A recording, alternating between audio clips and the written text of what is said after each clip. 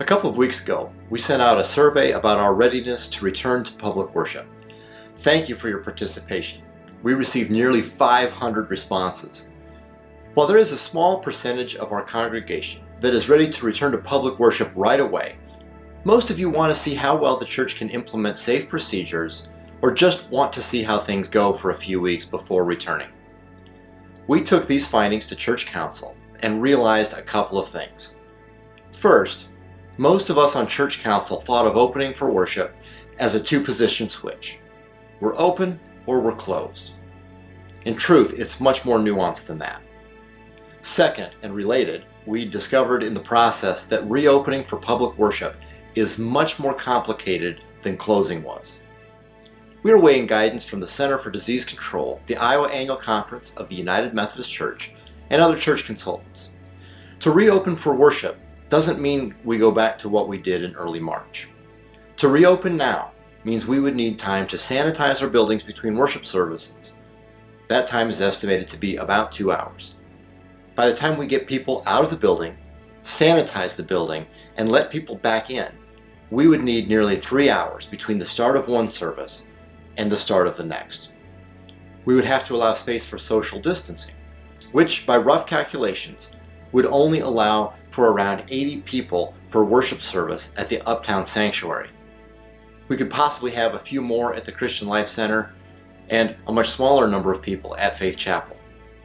There would be no social time between services, and by that I do mean coffee and treats, but I also mean we would encourage you out the door quickly after services so we could begin sanitizing.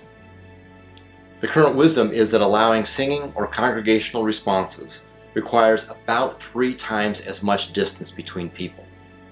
There are studies being done for school choirs about the effect singing has on the spread of coronavirus, and we'll watch their findings carefully.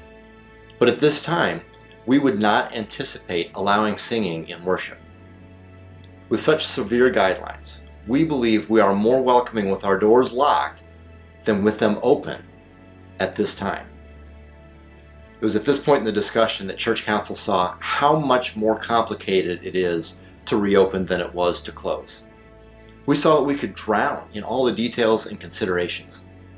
Therefore, the Church Council decided to create a reopening task force to work through the details. Further, rather than continuing to give dates that we might reopen, only to disappoint people by changing the date, Church Council decided to say our worship services are online only until further notice.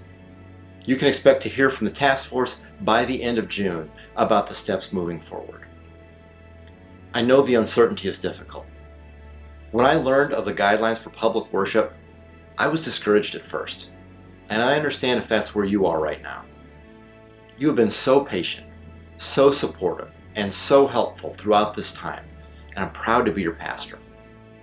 Our online worship is strong and will continue to be even after we reopen for public worship.